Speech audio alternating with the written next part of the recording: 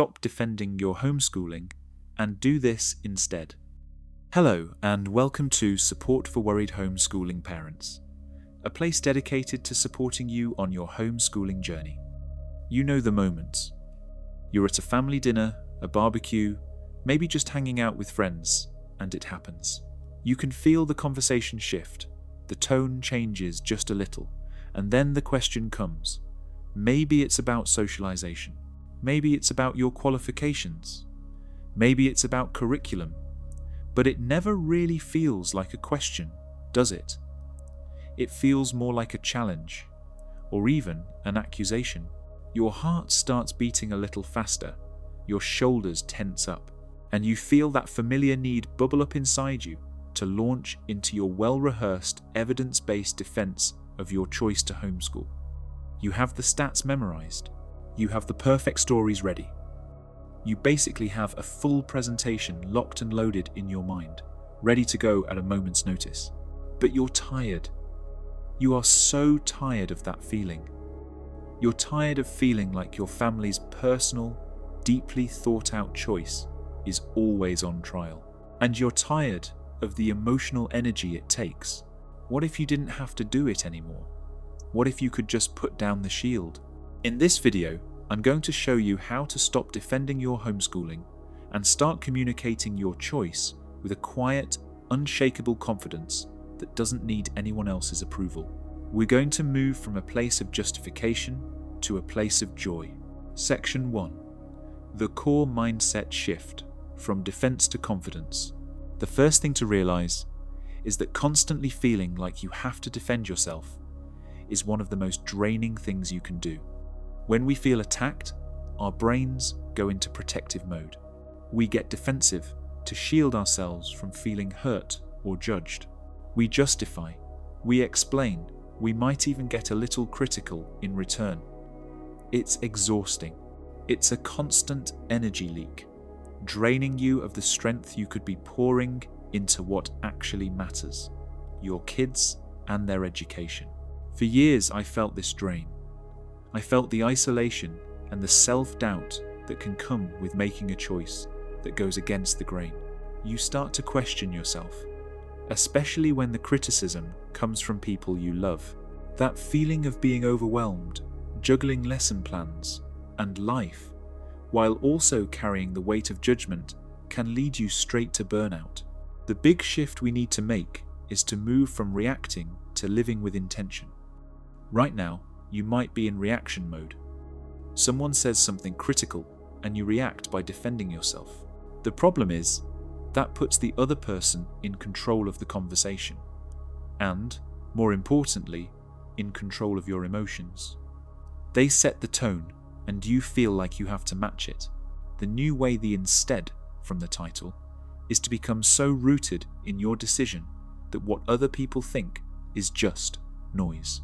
Truly confident people don't waste energy trying to convince others to approve of their choices. This isn't arrogance, it's just a quiet clarity.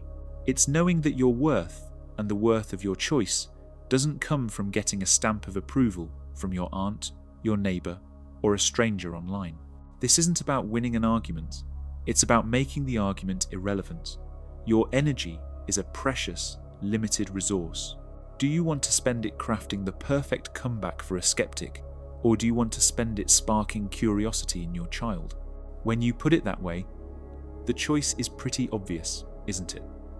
So, let's stop feeding the debates and start nourishing our own confidence. Section 2. Know your why, inside and out. The foundation of this quiet confidence is knowing your why, inside and out. I'm not talking about a quick, rehearsed answer. I'm talking about a deep, genuine understanding of why you started this journey in the first place. Your why is your anchor. When the storms of criticism start to swirl, a weak anchor will drag you into self-doubt. A strong one holds you steady. So, what does it mean to really know your why? It means sitting down, maybe with a journal or with your partner, and getting completely honest. Ask the big questions. Did you choose this for academic flexibility so you could tailor an education to your child's unique way of learning. Maybe you saw your child needed one-on-one attention that a traditional classroom just couldn't give. Or maybe your child was struggling, feeling anxious, or being bullied, and you chose to create an environment where they could feel emotionally safe. Maybe your why is about your family's values. You want to weave your beliefs and your ethics into your children's education. You want to strengthen your family bonds and learn side by side. Maybe it's about life skills, teaching your kids how to cook, manage a budget, or solve real-world problems. Write it all down. Get specific. Don't just say, for a better education. What does better actually mean to your family? Does it mean more time in nature? More hands-on projects? The freedom to spend a whole month on a topic that fascinates your child?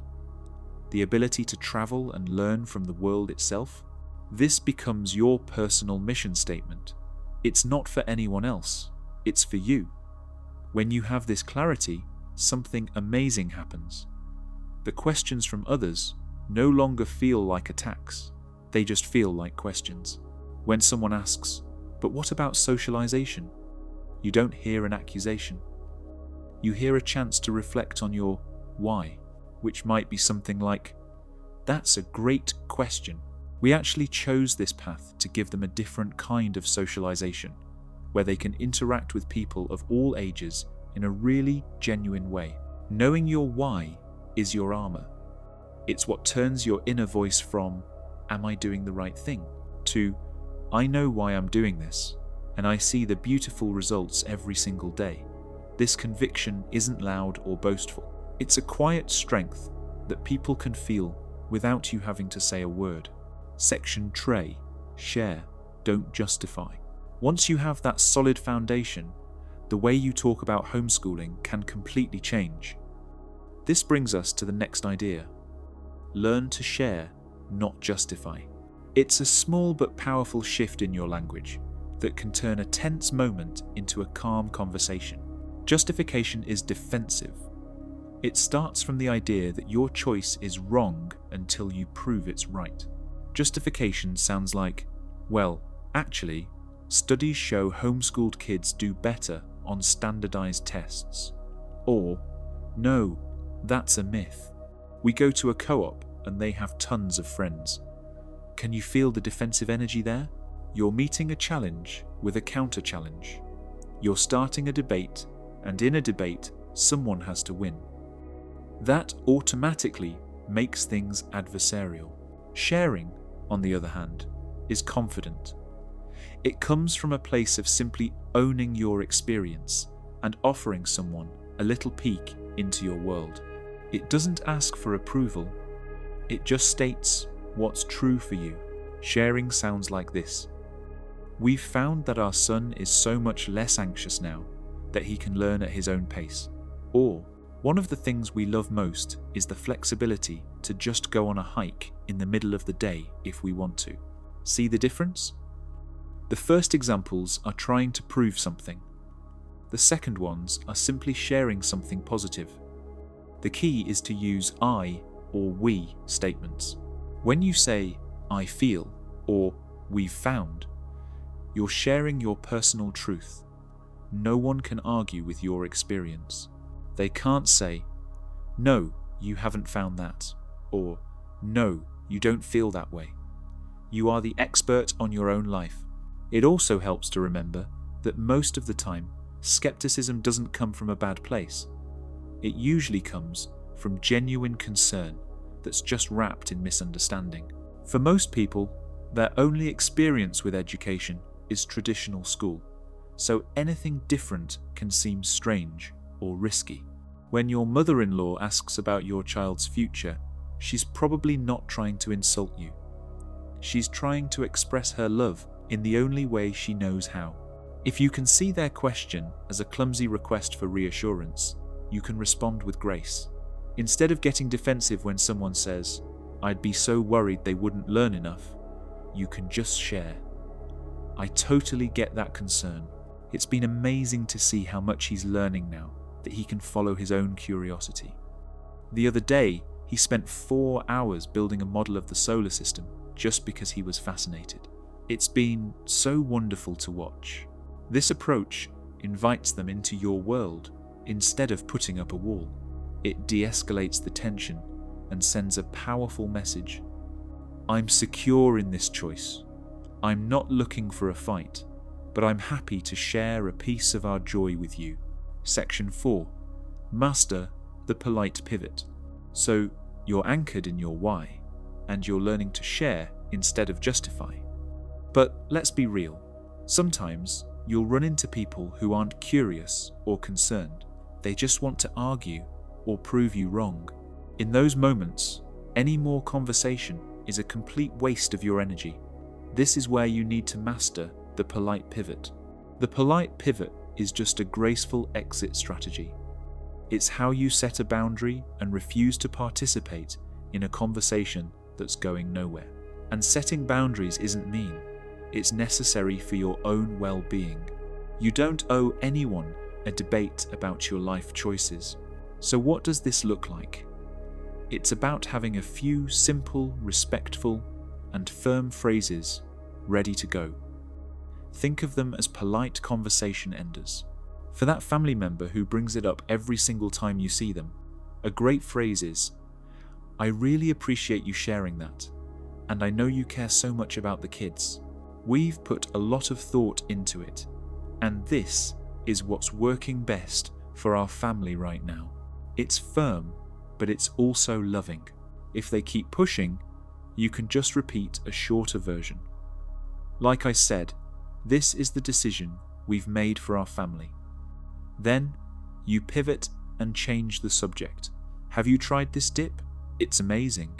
For the stranger in the grocery store who offers their unsolicited opinion, you can be more brief. A simple, warm smile and "Thanks for your concern, it's working out great for us," is usually all you need. It's a polite and final statement that doesn't leave much room for a follow-up. Another great technique is to just offer a dead-end response. If someone says they'll be so socially awkward, instead of arguing, you can just smile and say, "You know, we're really happy with their development." What can they even say to that?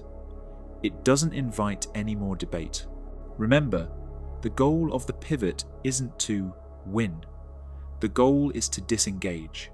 It's you declaring that you will not be spending your energy on this topic. It's one of the most powerful forms of self-care you can practice as a homeschooling parent. Every bit of energy you save from a pointless argument is energy you can pour back into your children. Section VAIF, Radiate Quiet Confidence. This last piece isn't about what you say, it's about how you carry yourself. You can have all the right phrases and the strongest why, but if you seem hesitant or apologetic, it undermines your whole message.